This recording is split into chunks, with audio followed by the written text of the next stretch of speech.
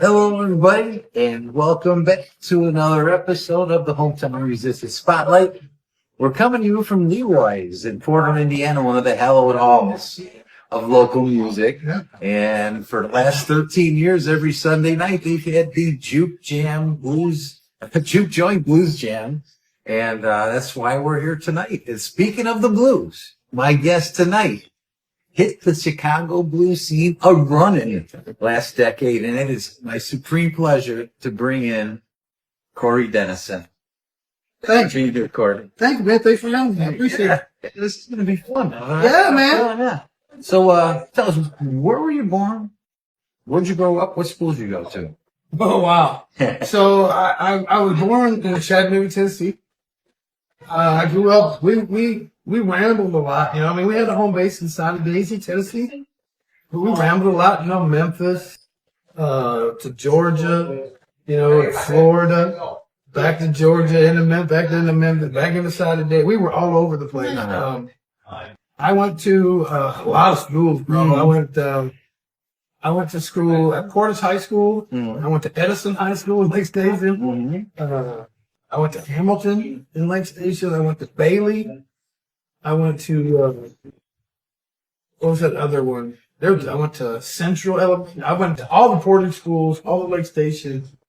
And then I went to school in Atlanta when I lived in Winder and Norcross. I don't remember the names of it. Yeah. But I went to a lot of schools. How I graduated, though. That's probably how I know so much stuff. You know? Yeah. Well, that's a lot of chances to meet a lot of friends, I've made a lot of friends throughout my childhood. A lot of friends that I wish I would have kept up with, you know, because they were real genuine people. Yeah. And, you know, I just forgot about it, you know, and I got one friend now who just reconnected here recently, a couple of years ago, Kevin Rimpus. And like me and him grew up like 6 a.m. we had guitars with Gene, you know. And I have another one, David, he was close. And we're all recently reconnected, you know, and I'm helping them, you know, get their music out of it in the studio and stuff. So it's pretty real cool, though. So who or what were your first musical influences or your first musical memories? What got you going? Music. Yeah. It didn't matter what it was. I've been told I've put a purple trench coat on and rode down the street thinking I was Prince, you know. And when I was a kid, I dressed up as Paul Stanley. I've dressed up as George Clinton. You know, music. That's all I can say. Music.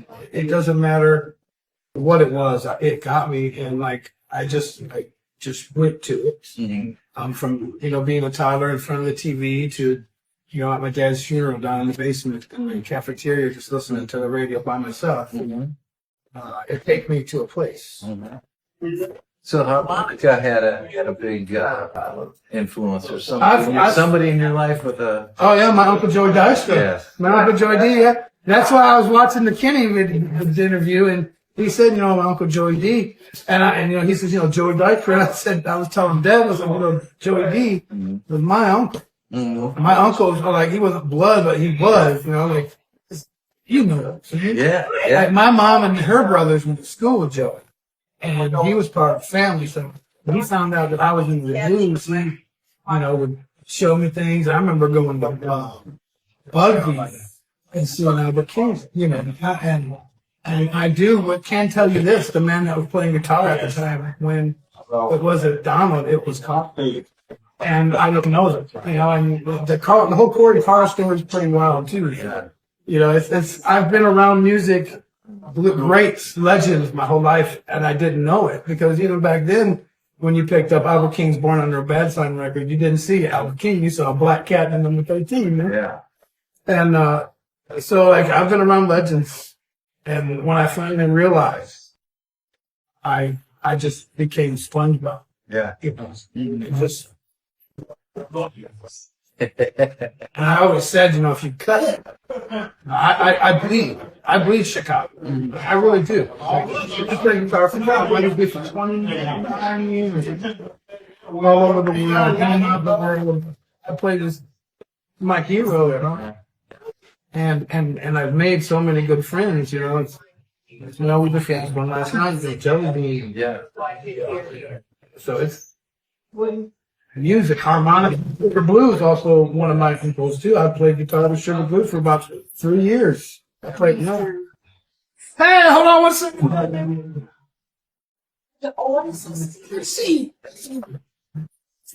I once made a comment a few months ago that, they said back in the day if there was ever a nuclear war, that the cockroaches would be the only thing that would survive. I made a comment that there was one music genre that would survive a nuclear war, Holocaust. It would be the blues. Oh, it would be, man. And it would flourish. Yeah.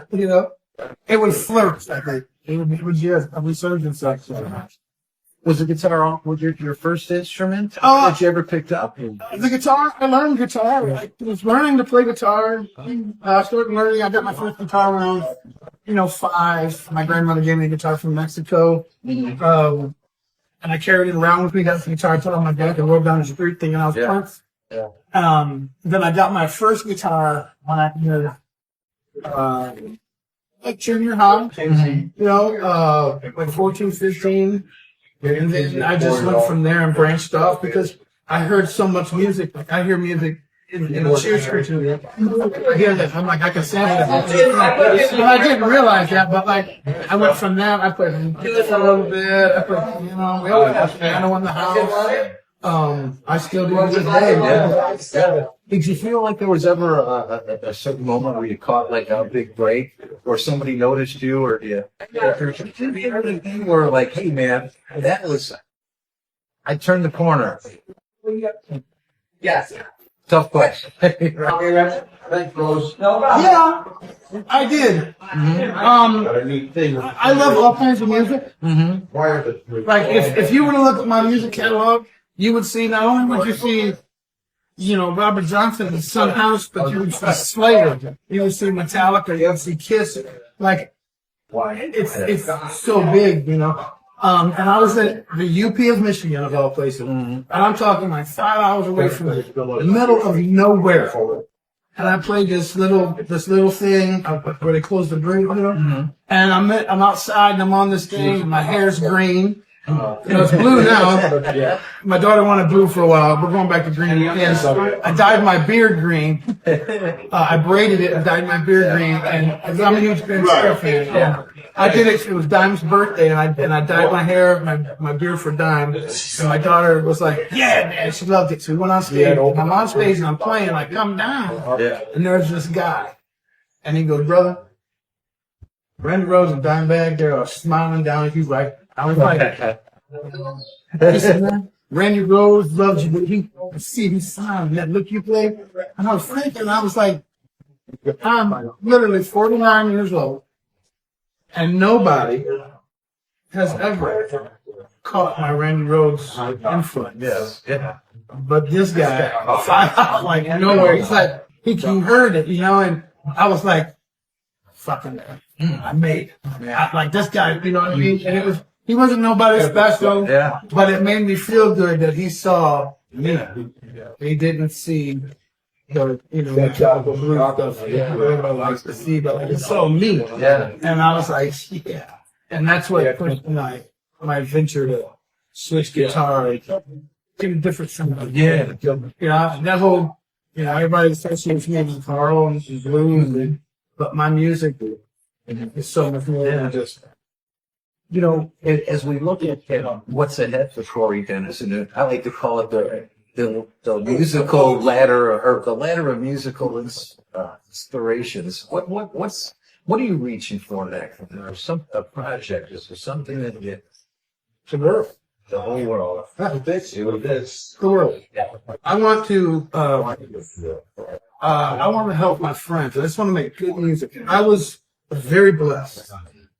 I got to work with Steve Albee, Chicago's great producer, phenomenal music, True Fighters, Big Black, I recorded Carl Williams' last record with Steve Albee.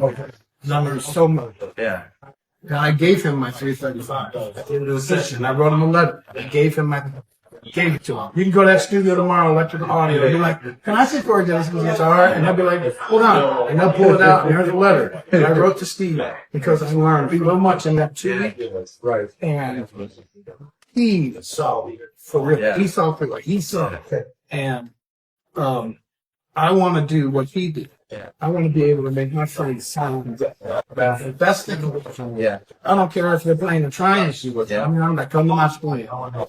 You play guitar, you record something, come.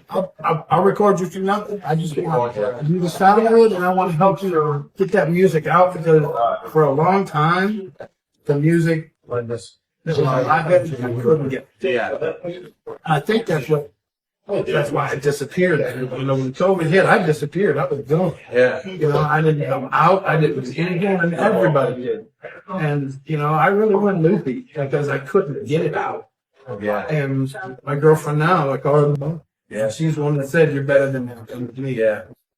And she helped me get the studio back up. She helped me do all this stuff. And now there is no difference between Prince, Robert Glasper, and Corey Dennison. The only difference was they had a place to create $24 a day, you know, every day of the week. You know, Prince had Paisley Park. Robert's got any studio he wants. I have Starwood.